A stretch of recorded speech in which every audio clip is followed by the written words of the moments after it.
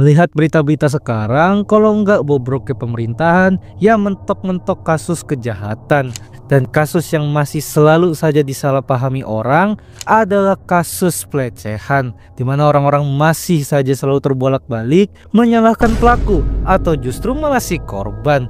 Loh, kok bisa? Sebenarnya siapa yang salah? Apakah cowok bodoh yang pikirannya kotor banget? Atau malah perempuan yang zaman sekarang sok berpakaian terbuka? Atau malah sebaliknya? Jadi selamat datang di segmen belajar aja.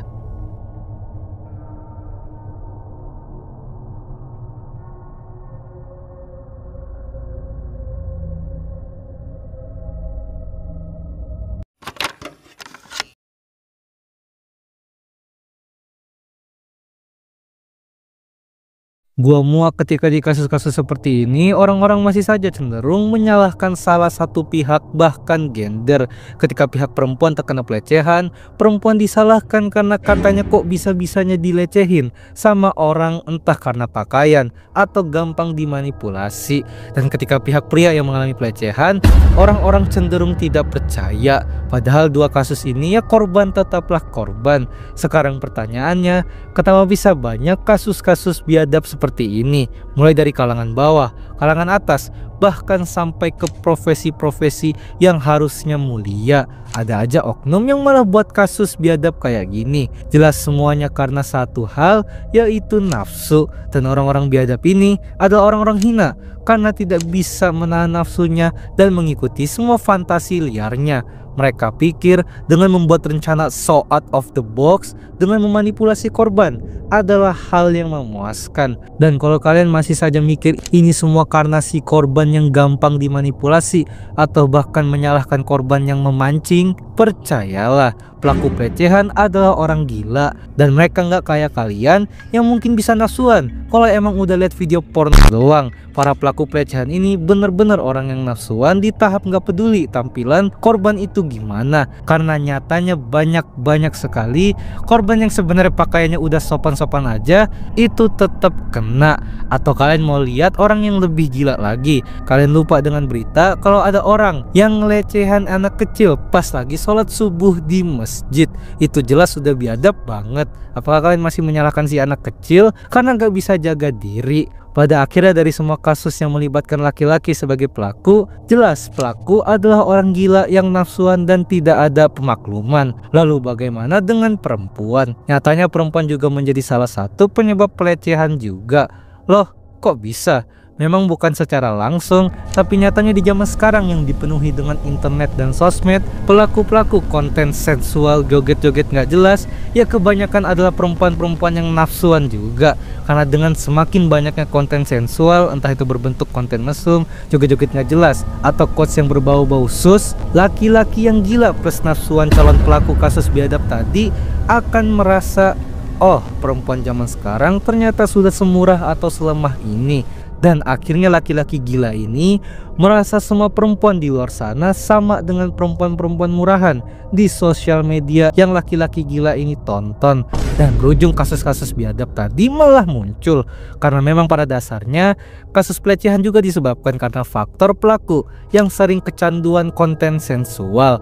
Yang ironisnya, yang jual murah dengan bikin konten-konten sensual itu siapa? Tapi yang jadi korban siapa? Jadi perempuan yang dibilang sebagai pemancing kasus biadab ini bukanlah si korban, tapi sebagai motivasi si pelaku yang malah dilampiaskan ke korban.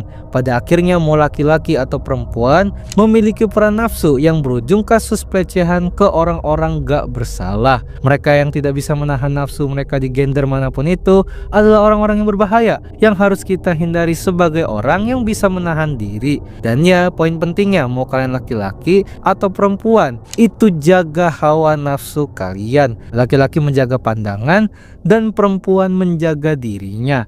Pertanyaannya, bagaimana cara menahan dan menjaga diri?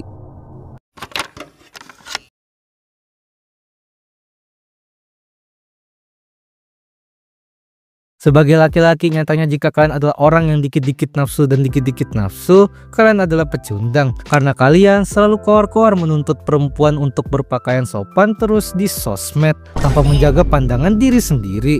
Masalahnya, kita nggak bisa ngontrol orang lain. Yang bisa kita kontrol adalah diri kita sendiri. Jadi mau sampai kapan kalian menyalahkan sosial media kalian atau perempuan-perempuan bodoh nggak bisa jaga diri di sekitar kalian yang bikin kalian nafsuan terus? Gak mungkin dong kalian malah mikir, aku bisa tahan nafsu kalau orang-orang di sekitar aku berpakaian sopan semua. Ya kita semua sebagai laki-laki yang emang pengen nahan diri berharap begitu. Tapi nyatanya dunia sudah terlalu random, dimana nggak cuma dihuni oleh orang baik-baik doang.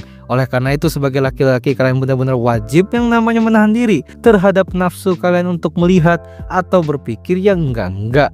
Untuk menahan diri cobalah melakukan hal-hal yang kalian gak suka. Ketika kalian lebih milih tidur ketimbang aktivitas, pilihlah aktivitas apapun yang terjadi. Ketika kalian merasa rebahan lebih enak daripada belajar, pilihlah belajar.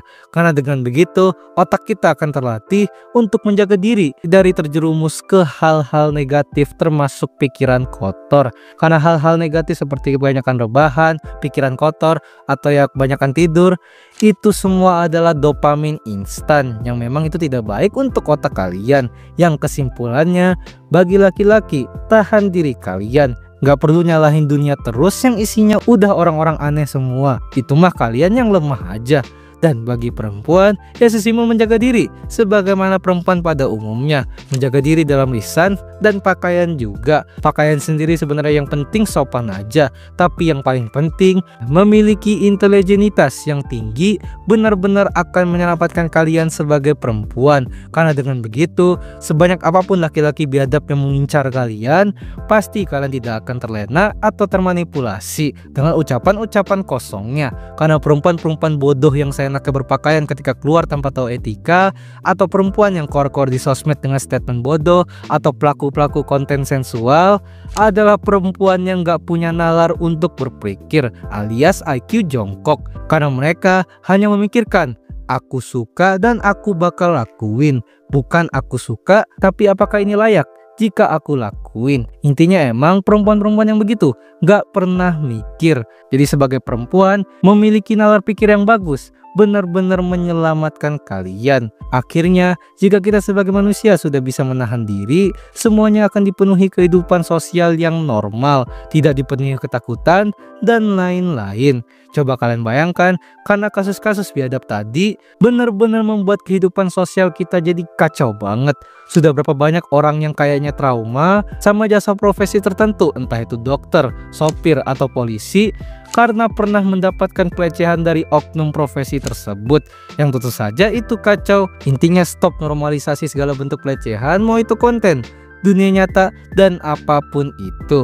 Jadi apa kalian punya pendapat lain tentang fenomena ini? Silahkan komen aja. Terima kasih telah nonton video ini. Gimana? Apa kalian juga sudah muak lihat berita yang isinya pelecehan terus? Apalagi ditambah komentar-komentarnya yang masih saja bingung mau nyalahin pelaku atau si korban perkara gendernya. Silahkan komen aja. Video ini mungkin lebih ke unek-unek gua karena gua capek banget dengan banyak orang yang masih saja salah paham dengan kasus-kasus biadab seperti ini. Terkadang pelaku dibela dan korban yang disalahkan. Padahal tergantung dari kronologi, ya semuanya berbalik pada masing-masing faktor juga. Mau apapun gendernya, kita tetap harus menjaga diri. Jadi kalian suka segmen ini gak? Silahkan like dan share video ini. Jadi jangan lupa subscribe Dazzle. Dah.